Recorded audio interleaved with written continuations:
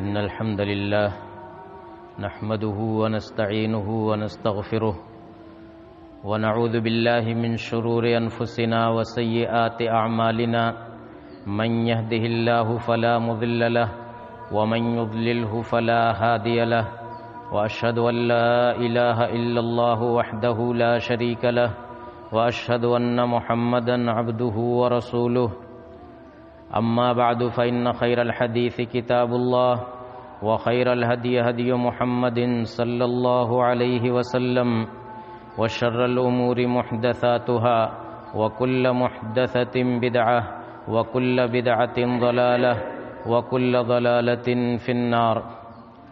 أعوذ بالله من الشيطان الرجيم. بسم الله الرحمن الرحيم. قاف والقرآن المجيد. بل عجبوا أن جاءهم منذر منهم فقال الكافرون هذا شيء عجيب أإذا متنا وكنا ترابا ذلك رجع بعيد قد علمنا ما تنقص الأرض منهم وعندنا كتاب حفيظ بل كذبوا بالحق لما جاءهم فهم في أمر مريج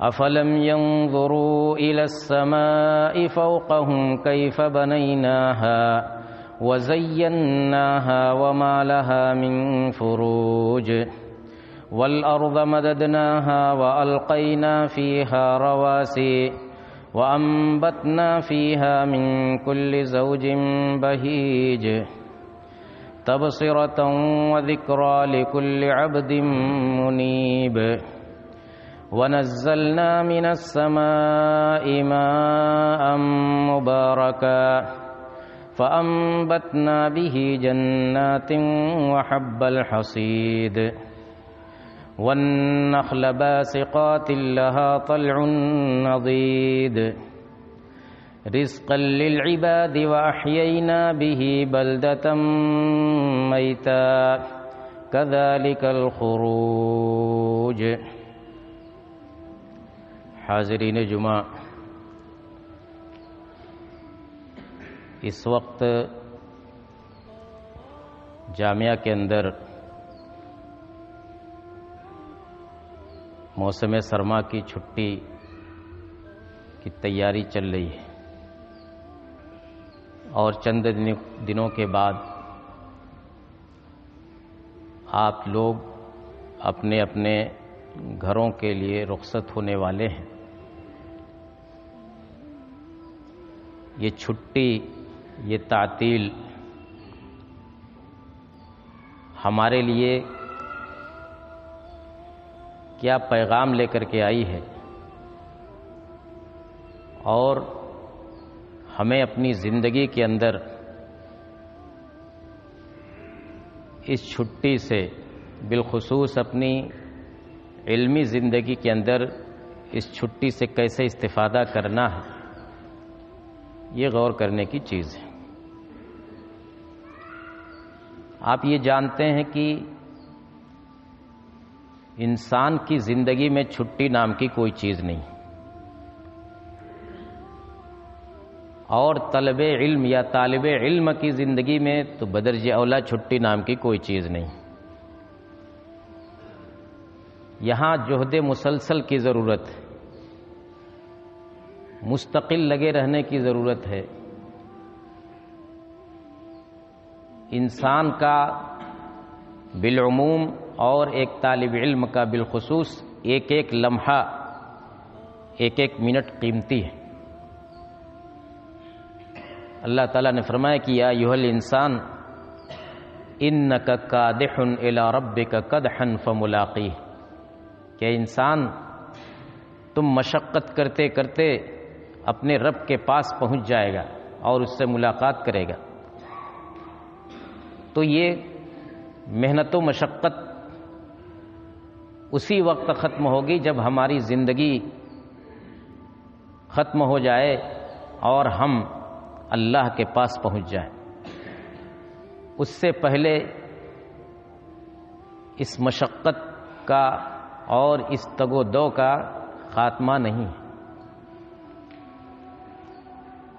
اسی لیے اللہ کے نبی جناب محمد الرسول اللہ صلی اللہ علیہ وسلم نے فرمایا کہ اغتنم خمسا قبل خمسن، کہ 5 چیزوں سے پہلے 5 چیزوں کو غنیمت سمجھو۔ ان 5 چیزوں پر آپ غور کریں گے تو وہ سب یہی پیغام دیتی ہیں کہ زندگی کا ایک ایک لمحہ ہمارے لیے قیمتی ہے۔ حیاتک قبل موتک و صحتک قبل سقمک و فراغک قبل شغلک۔ یہ فراغک قبل شغلک خاص طور سے اس میں ہمیں متوجہ کرتا ہے کہ مشغولیت سے پہلے فراغت کو، فرصت کے اوقات کو غنیمت سمجھو۔ کل کو جب مشغولیت ہو جائے گی، کل کو جب تمہارے پاس وقت نہیں رہے گا تو اس وقت مت سوچنا کہ کاش کی، مت کہنا کہ کاش کی وقت رہتا تو ہم یہ کام کرتے۔ جب وقت تھا تو اس کو تم نے غنیمت نہیں سمجھا۔ تو غنیمت سمجھنے کا مطلب یہ ہے کہ ہم اس کی اہمیت کو سمجھیں۔ اسی طریقے سے وہ مشہور حدیث کی نعمتان مغبون فیہما کثیر من الناس الصحت والفراغ، کہ 2 نعمتیں ایسی ہیں انسان کو ملی رہتی ہیں لیکن اکثر لوگ ان نعمتوں کے تعلق سے خسارے میں رہتے ہیں، ان نعمتوں کی اہمیت سمجھتے نہیں یا ان نعمتوں کی قدر نہیں کرتے۔ اور وہ دونوں نعمتیں کیا ہیں؟ الصحت والفراغ، صحت کی نعمت اور فرصت کے اوقات۔ تو یہ فرصت کے اوقات جو ہمیں ملنے والے ہیں میرے بھائیوں، ان اوقات کے بارے میں ہمیں سوچنا ہوگا کہ کہیں یہ ویسے ہی چلے نہ جائیں، کہیں ویسے ہی نہ گزر جائیں۔ یہ 24 دن 1-2 دن کا معاملہ نہیں، 24 دن کی فرصت ملنے والی ہے، اور ہر دن میں 24 گھنٹے ہوتے ہیں۔ آپ جوڑیے کہ کتنا بڑا وقت آپ کو ملنے والا ہے۔ اگر اس کی قدر نہیں کیا تو یہ آپ کے لیے وبال ہے۔ شاعر کہتا ہے کہ ان الفراغ والشباب والجدہ مفسدۃ للمرء ای مفسدہ، کہ فرصت 3 چیزیں انسان کو بہت برباد کرتی ہیں۔ ان میں ایک فرصت کے اوقات، ایک جوانی اور ایک مالداری۔ یہ 3 چیزیں، ان میں سے ہر چیز اپنی جگہ پر ایک مفسدہ ہے، برباد کرنے والی چیز ہے۔ تو اگر تینوں اکٹھا ہو جائے تو کیا ہوگا؟ یا کم سے کم 2 تو ہر حال میں آپ کے پاس اکٹھا ہیں، اکٹھا ہونے والی الفراغ والشباب۔ تو اگر اس کی قدر نہیں کیا تو یہ آپ کے لیے وبال ہے، آپ کی بگاڑ کا ذریعہ ہے۔ اس لیے ہمیں ضروری ہے کہ ہم اس کے لیے منصوبہ بندی کریں، سوچیں کہ اس چھٹی سے ہمیں کیسے فائدہ اٹھانا ہے، ہمارے لیے ہماری پلاننگ کیا ہے۔ تخطیط اور منصوبہ بندی کسی کام کے لیے بہت اہم ہوتی ہے۔ جب منصوبہ بندی نہیں ہوتی، چلو دیکھا جائے گا، کچھ کر لیا جائے گا، کچھ پڑھ لیا جائے گا، کچھ لکھ لیا جائے گا، ایسے نہیں۔ کیا کرنا ہے اس کی نشاندہی ہونی چاہیے۔ 24 دن میں کیا کرنا ہے اور ہر 24 گھنٹے میں کیا کرنا ہے اس کی نشاندہی ہونی چاہیے۔ اس میں سب سے پہلے میں یہی کہوں گا کہ بہت ساری چیزیں جو آپ عام دنوں میں، بہت سارے کام طلب علم کے، بہت سارے کام جو آپ اور دنوں میں نہیں کر پاتے، تو ان کی فہرست بنائیے۔ اس میں خاص طور سے حفظ قرآن کا معاملہ ہے۔ قرآن کے کچھ اجزاء، کچھ سورتیں یاد کرنے کا منصوبہ بنائیے کہ ہم اس چھٹی میں اتنی سورتیں یا اتنے پارے یاد کریں گے۔ صرف یاد ہی نہیں کرنا، جو پہلے کا یاد کیا ہوا ہے اس کا مراجعہ کریں، کو دہرائیں، سنائیں ایک دوسرے کو، سنیں سنائیں دونوں کام کریں۔ اسی طریقے سے حفظ حدیث اور حفظ متون ایک طالب علم کی زندگی میں اور ایک طالب علم کے پاس حدیث کا بھی ایک ذخیرہ ہونا چاہیے، اور متون وہ چاہے جس فن سے بھی ہوں، نحو سے متعلق ہوں، صرف سے متعلق ہوں، اصول حدیث کے ہوں، متون کو یاد کرنا جس کا ہم لوگ کم اہتمام کرتے ہیں، اس طرح کے مواقع کو غنیمت جاننا چاہیے اور حفظ متون کا اہتمام کرنا چاہیے حفظ حدیث کے ساتھ ساتھ۔ اسی طریقے سے آپ علماء کی سوانح پڑھیں گے تو آپ کو یہ بھی معلوم ہوگا کہ ہمارے علماء اپنی طالب علمی کی زندگی میں جب ان کو اس طرح کی فرصت کے لمحات ملتے تھے تو بڑے علماء کے پاس جاتے تھے اور ان اوقات میں ان علماء سے پڑھتے تھے۔ صاحب مرآت المفاتیح شیخ الحدیث مولانا عبید اللہ رحمانی رحمۃ اللہ علیہ جب دارالحدیث رحمانیہ دہلی میں پڑھتے تھے تو چھٹیوں میں اپنے گھر آتے تھے، یہاں تک کہ جب پڑھاتے تھے تب بھی چھٹیوں میں گھر آتے تھے مبارک پور، تو صاحب تحفۃ الحوزی مولانا عبد الرحمن مبارک پوری رحمۃ اللہ علیہ کے پاس باقاعدہ جا کر کے پڑھتے تھے۔ آپ ان کی سوانح پڑھیے دیکھیے۔ اس طریقے سے اور بھی علماء کے بارے میں آپ پڑھیں گے تو اس طرح کی مثالیں آپ کو ملیں گی۔ تو بڑے علماء جن کے پاس آپ کو پڑھنے کا موقع نہیں ملا، ان علماء کے پاس پہنچ کر کے ان سے وقت لے کر کے استفادہ کر سکتے ہیں، اور پورے چھٹی کے ایام میں نہیں تو کچھ ایام ہی ان کے پاس گزار لیں، ان سے علم بھی حاصل کریں اور اخلاق و کردار بھی اور دوسری چیزیں ان سے سیکھ سکتے ہیں۔ ہم لوگ جس میدان میں ہیں طلب علم کے، اس میں 3 چیز ہوتی ہے، صرف طلب علم نہیں ہے، یہ 3 چیزوں کا مثلث ہے: علم، عمل اور دعوت۔ علم، عمل اور دعوت، تو ان تینوں چیزوں کے لیے منصوبہ ہونا چاہیے۔ علم کی یہ سب چیزیں جو ہم نے ذکر کی، عمل کے تعلق سے بھی کہ ان ایام میں ہمارا عمل کیا ہوگا، ہم کیا عمل کریں گے، نیکیوں کے کیا کام کریں گے۔ اللہ تعالیٰ فرماتا ہے کہ فَإِذَا فَرَغْتَ فَانْصَبْ وَإِلَىٰ رَبِّكَ فَارْغَب، کہ نبی جب آپ فارغ ہوں تو لگ جائیے، محنت کیجیے۔ فَإِذَا فَرَغْتَ فَانْصَبْ، اس میں کسی چیز کی تحدید نہیں کہ کس چیز سے فارغ ہوں تو کس چیز میں لگیں۔ عام طور سے مفسرین نے یہی لکھا ہے کہ ایک عبادت سے فارغ ہوں تو دوسری عبادت میں، ایک کام سے فارغ ہوں تو دوسرے کام میں لگیں،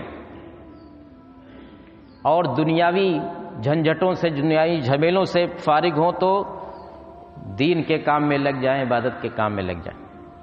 ابن عثیمین رحمۃ اللہ علیہ لکھتے ہیں کہ ہر آن انسان کو کسی نہ کسی کام میں لگے رہنا چاہیے۔ ایک کام سے فارغ، دنیاوی کام سے فارغ ہو تو دین کے کام میں لگ جائے، دین کے کام سے فارغ ہو تو دنیا کے کام میں لگ جائے، کبھی وہ اپنے آپ کو فارغ اور خالی نہ رکھے۔ وہ مثال دیتے ہیں، کہتے ہیں کہ دیکھیے، یا ایھا الذین آمنوا اذا نودی للصلاۃ من یوم الجمعۃ فاسعوا الی ذکر اللہ وذروا البیع ذلکم خیر لکم ان کنتم تعلمون فاذا قضیت الصلاۃ فانتشروا فی الارض وابتغوا من فضل اللہ۔ کہا کہ جمعہ کے بارے میں پہلے بتایا کہ جب جمعہ کی اذان ہو، جمعہ کا وقت ہو تو مسجد کی طرف چل پڑو، اور وذروا البیع، خرید و فروخت چھوڑ دو، کاروبار چھوڑ دو، دنیا کا کام دھندا چھوڑ دو، اور چھوڑ کر کے کہاں جاؤ؟ جمعہ کے لیے جاؤ، مسجد جاؤ۔ پھر جب جمعہ ختم ہو جائے، فَإِذَا قُضِيَتِ الصَّلَاةُ فَانتَشِرُوا فِي الْأَرْضِ، جمعہ ختم ہو جائے تو پھر وہی کام، زمین میں پھیل جاؤ، وَابْتَغُوا مِن فَضْلِ اللَّهِ، اللہ کا رزق تلاش کرو۔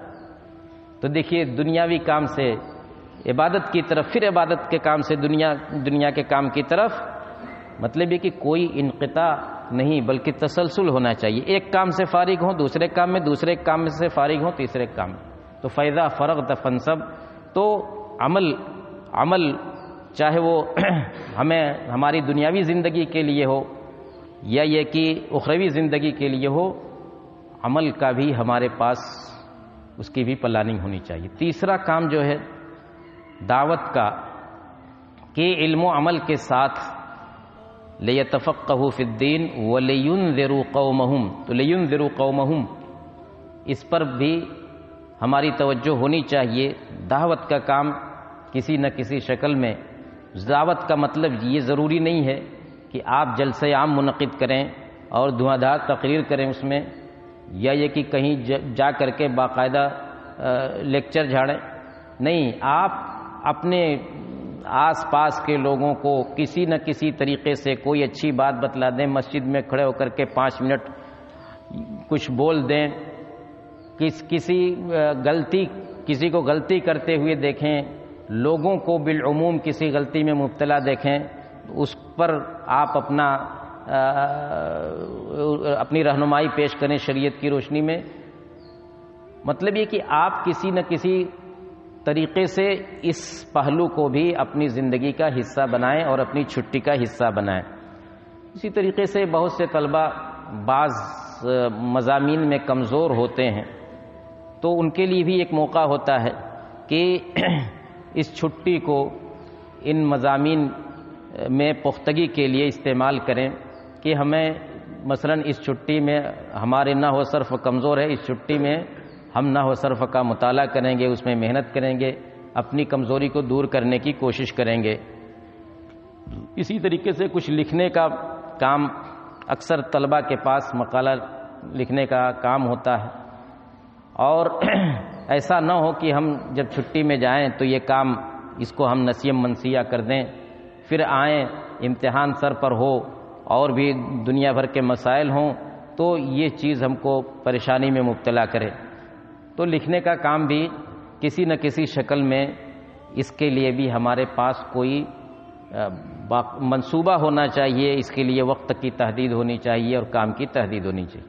عام مطالعہ یعنی درسیات سے ہٹ کر کے کچھ کتابیں، ان کتابوں کی تحدید اور ان کتابوں کا انتخاب ابھی سے کر کے، آج سے کر کے اپنے ساتھ لے کر کے جایا جائے، اور ان کتابوں کا مطالعہ سفر میں اور سفر سے فارغ ہونے کے بعد جب اپنے گھروں کو پہنچیں پھر واپس آئیں. مطلب یہ کہ ہمارا کوئی لمحہ ضائع نہیں ہونا چاہیے، کسی نہ کسی استفادے میں گزرنا چاہیے. آپ دیکھیے مولانا شبلی نعمانی نے لکھا کہ ان کے علی گڑھ کے ایک استاد تھے، انگریز استاد تھے، تو وہ جب چھٹی میں جانے لگے تو مولانا شبلی نعمانی بھی ان کے ساتھ ہو لیے. یعنی یورپ کے سفر میں جب وہ گھر جانے لگے استاد ان کے، انگریز استاد، تو وہ بھی ان کے ساتھ، پانی کے جہاز کا سفر تھا. وہ کہتے ہیں کہ جہاز جب چلا بمبئی سے اور یمن سے ہوتے ہوئے جب آگے بڑھا تو جہاز کے کپتان اور جہاز کے جو کارکنان تھے وہ سب گھبرائے ادھر ادھر آ جا رہے تھے. معلوم ہوا کہ جہاز کا جو انجن ہے وہ ٹوٹ گیا اور کسی طرح سے جہاز بہت سست اب چلنے لگا تھا. علامہ شبلی کہتے ہیں کہ میں دوڑا اپنے استاد کے پاس گیا، اس انگریز استاد کے پاس، دیکھا کہ وہ ایک کتاب کے مطالعے میں بالکل منہمک ہیں، غرق ہیں. جا کے میں نے کہا کہ استاد آپ کو کچھ پتہ ہے؟ آپ کتاب کے مطالعے میں لگے ہوئے. کہا کہ ہاں پتہ ہے، جہاز کا انجن ٹوٹ گیا یہ نا. کہا کہ تو آپ اتنا بڑا معاملہ ہے اور آپ کتاب کے مطالعے میں لگے ہوئے ہیں. انہوں نے کہا کہ اگر واقعی جہاز کو ڈوبنا ہے تب تو یہ لمحات اور ہمارے لیے قیمتی ہیں. بھائی ہم ہڑبڑا کر کے کیا کریں گے؟ یہاں جن کا کام ہے وہ کر رہے ہیں، لیکن اگر جہاز کو واقعی ڈوبنا ہے تو یہ جو چند لمحات ہمارے لیے ہیں یہ بڑے قیمتی ہیں. انہوں نے مطالعہ چھوڑا نہیں. اللہ کے نبی جناب محمد الرسول اللہ صلی اللہ علیہ وسلم فرماتے ہیں کہ اذا قامت علی احدکم القیامہ وفی یدہ فصیلۃ فلا یقم حتی یغرسها، کہ اگر قیامت آ جائے اور تم میں کا کوئی شخص اپنے ہاتھ میں پودا لے کر کے اس پودا کو لگانے جا رہا ہو اور اسی درمیان پتہ چلا کہ قیامت آ رہی، تو کہا کہ تب بھی اس پودے کو لگائے، یہ نہ سوچے کہ قیامت آ رہی ہے ہمارے پودا لگانے سے ہوگا کیا، نہیں، کرنے کا کام ہے تو کرو، کوئی کام یہ نہ سوچو کہ کیا ہوگا، کام برائے کام۔ تو اسی طریقے سے دیکھیے کہ یہ ہماری تعلیم ہے، ہماری شریعت کی تعلیم ہے کہ اگر بربادی بھی آ رہی ہو، قیامت بھی آ رہی ہو، تو جو کام کرنا ہے تو اس کو چھوڑو نہیں کرو۔ انہوں نے کہا کہ جب تباہی ہونا ہے، جہاز کو ڈوبنا ہی ہے، تب تو ہمارے لیے اور قیمتی وقت ہے کہ کچھ تو پڑھ لیں۔ میرے بھائیوں، یہ سب چیزیں ہمیں بتلاتی ہیں کہ اس زندگی کے اندر ہمیں کیسے جینا ہے، اپنے اوقات کا استعمال کیسے کرنا ہے۔ ایک چیز پر اور توجہ دینے کی ضرورت ہے کہ ان تمام چیزوں سے ہمیں بچنا ہے جو ہمارے وقت کو برباد کرنے والے ہیں، جن کو لصوص الاوقات کہا جاتا ہے، ہمارے اوقات کی چوری کرنے والے، اوقات کے چور جن کو کہا جاتا ہے۔ ان میں سب سے پہلے آپ کا موبائل ہے، انٹرنیٹ ہے، اور اسی طریقے سے رفاق السوء ہیں، غلط قسم کے ساتھی، بیکار قسم کے ساتھی، جن کی سنگت سے آپ کو کوئی فائدہ نہیں ہونے والا ہے۔ یہ سب جو ہے یہ آپ کے وقت کو برباد کرنے والے۔ اسی طریقے سے ٹال مٹول والی ذہنیت، جس کو تسویف کہتے عربی میں، سوفا کہنا کہ اچھا ٹھیک ہے کل کر لیں گے، پرسوں کر لیں گے، اچھا ابھی تو اتنا باقی ہے، ابھی تو یہ چیز نہیں۔ جو کام کرنے کا ہے اس کو آج نہیں ابھی کرنا چاہیے، اس میں ٹال مٹول والی کوئی شکل نہیں اختیار کرنی چاہیے کہ اچھا کل کر لیں گے، پرسوں کر لیں گے، نہیں۔ اس کے لیے یہ کہتے ہیں کہ تسویف جو ہے، ٹال مٹول والا معاملہ، یہ شیطان کا بہت بڑا ہتھیار ہوتا ہے کہ وہ انسان کو لگاتا ہے، جب انسان کوئی بھی اچھا کام کرنا چاہتا ہے تو اس کو روکنے کی کوشش کرتا ہے، کہتا ہے کہ ارے تمہارے پاس ابھی وقت ہے، ابھی کیا پریشان ہو، ابھی سوئے رہو، ابھی رکو، ابھی ٹھہرو، کل کر لینا، شام میں کر لینا، پرسوں کر لینا۔ یہ چیز طلب علم کی زندگی میں بہت ہی خطرناک ہوتی ہے، اس سے ہمیں اپنے آپ کو بچانا ہے۔ عزیز طلبہ، آپ جانتے ہیں کہ 24 گھنٹے کے اندر کتنے منٹ ہوتے ہیں، منٹوں کو جوڑیے۔ اس 24 گھنٹے میں اگر آپ 7 گھنٹے 8 گھنٹے سونے کے لیے نکال دیں جو ضروری ہے، تو بھی آپ کے پاس 16 گھنٹے 17 گھنٹے بچتے۔ اس میں سے 2 گھنٹے 3 گھنٹے آپ کھیل کود کے لیے نکال لیں، تب بھی آپ کے پاس 13-14 گھنٹے بچتے ہیں۔ اس میں آپ ابھی 1-2 گھنٹے اور کھانے پینے کے لیے نکال دیں، تب بھی آپ کے پاس 10-12 گھنٹے بچتے ہیں۔ ان 10-12 گھنٹوں کے لیے آپ کے پاس کیا پلان ہے، کیا منصوبہ ہے، یہ غور کرنے کی چیز ہے۔ باقی کہنے کو تو یہ ہے کہ ٹھیک ہے 1 دن باقی ہے، 2 دن باقی ہے۔ ایک بڑے عالم آئے تھے ہمارے یہاں، بڑے محقق، مترجم، ادیب، بڑی صلاحیت والے۔ میں نے ان سے پوچھا کہ کب واپسی آپ کی، اپنے وطن آئے تھے تو 2-3 روز ان کو رہنا تھا۔ انہوں نے پوچھا کب آپ کی واپسی، انہوں نے کہا کہ 22 گھنٹے باقی ہیں۔ 22 گھنٹے، یہ نہیں کہ کل ہم کو جانا ہے، کہا کہ 22 گھنٹے ہم ابھی ہیں۔ یعنی آج 10 بجے اگر میں نے پوچھا ان سے تو گویا کل 8 بجے ان کو نکلنا تھا، تو کہا کہ 22 گھنٹے۔ ہم اور آپ تو کہتے ہیں بس 1 دن باقی ہے، یعنی اس 1 دن کا کوئی مطلب نہیں کہ 1 ہی دن نہ باقی ہے۔ کہنے کا مطلب ہے کہ 1 دن نہیں بلکہ 22 گھنٹے یا 24 گھنٹے، اور ہر گھنٹے میں 60 منٹ، 1 منٹ انسان کا قیمتی ہوتا ہے۔ تو اس نظریے سے سوچنا چاہیے، بالخصوص ایک طالب علم کو، علمی دنیا سے جڑے ہوئے انسان کو اس طرح سوچنا چاہیے کہ اس کا 1 منٹ، 1 لمحہ کام میں آئے، کہیں برباد نہ ہو۔ اللہ تعالیٰ ہمیں ان حقائق کو سمجھنے کی توفیق عطا فرمائے، اپنے ایک ایک لمحے کو قیمتی سمجھنے کی توفیق عطا فرمائے، اور ان کو خیر کے کام میں مشغول رکھنے کی توفیق عطا فرمائے۔ وآخر دعوانا ان الحمد للہ رب العالمین۔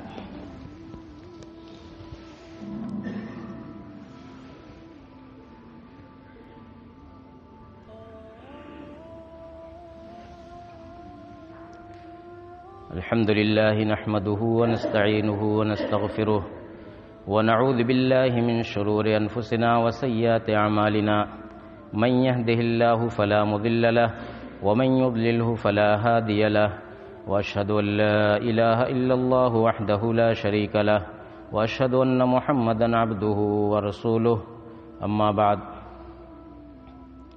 أيها الإخوة، خلاصة ما ذكرنا في الخطبة الأولى هي أننا أمام إجازة طويلة، فلا بد أن نخطط لهذه الإجازة، ما هي الأعمال التي نقوم بها فيها، وكيف نغتنم هذه الفرصة الثمينة۔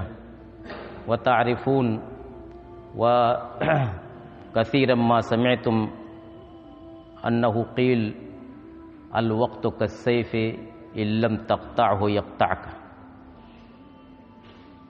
وكما قالوا نفسك إن لم تشغلها بالحق شغلتك بالباطل، نفسك إن لم تشغلها بالحق شغلتك بالباطل، فإياك أيها الطالب أن تشغلك نفسك بالباطل، فاشغلها بالحق، اشغلها بالخير۔ وأنت تعلم أن نبينا محمد صلى الله عليه وسلم قال: لا تزول قدم عبد يوم القيامة حتى يسأل عن 4، وفي هذه ال4 عن عمره فيما أفناه وعن شبابه فيما أبلاه، فنحن أمام وقت طويل من عمرنا ومن شبابنا، فعلينا أن نخطط لهذا الوقت بماذا نشغله وبماذا نعمره، وفقنا الله وإياكم لما فيه الخير۔ اللهم أعز الإسلام والمسلمين، واخذل الكفرة والملاحدة والمبتدعة والمشركين، اللهم ألف بين قلوبنا وأصلح ذات بيننا، وانصرنا على عدوك وعدونا۔ سبحان ربك رب العزة عما يصفون، وسلام على المرسلين، والحمد لله رب العالمين۔